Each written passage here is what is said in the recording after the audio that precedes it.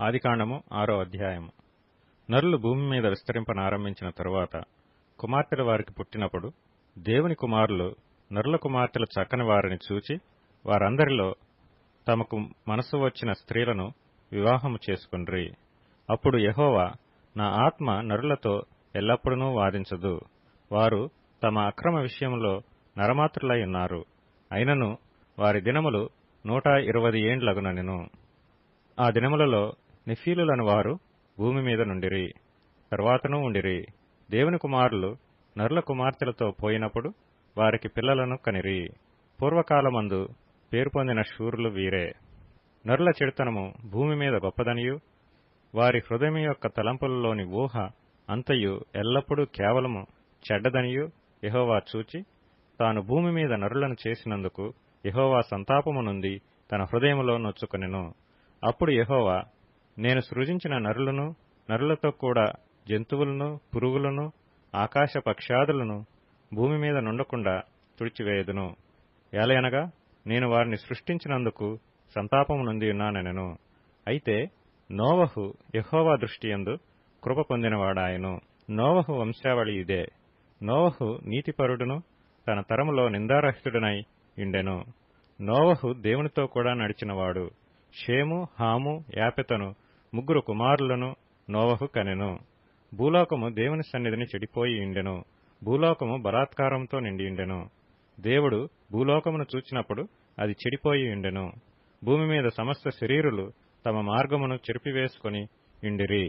దేవుడు నోవహుతో, సమస్త శరీరుల మూలముగా భూమి బలాత్కారంతో నిండియున్నది గనుక నా సన్నిధిని వారి అంతము వచ్చియున్నది.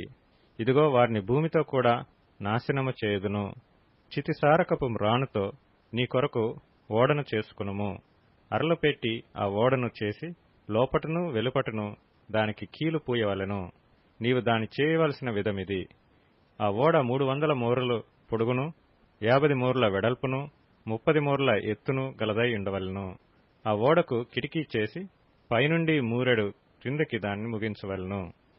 ఓడ తలుపు దాని ప్రక్కన ఉంచవలెను. క్రింది అంతస్తు, 2వ అంతస్తు, 3వ అంతస్తు గలదిగా దాని చేయవలెను. ఇదిగో నేనే జీవవాయువు గల సమస్త శరీరులను ఆకాశము క్రింద నుండకుండా నాశనము చేయుటకు భూమి మీదికి జల ప్రవాహము రప్పించుచున్నాను. లోకమందున్న సమస్తమును చనిపోవును. అయితే నీతో నా నిబంధన స్థిరపరచుదును. నీవును నీతో కూడా నీ కుమారులను, నీ భార్యయు, నీ కోడండ్రును ఆ ఓడలో ప్రవేశింపవలెను. మరియు నీతో కూడా వాటిని బ్రతికించి ఉంచుకొనుటకు సమస్త జీవులలో, అనగా సమస్త శరీరుల యొక్క ప్రతి జాతిలోనివి 2 చొప్పున నీవు ఓడలోనికి తేవలెను. వాటిలో మగదియు ఆడుదియు నుండవలెను.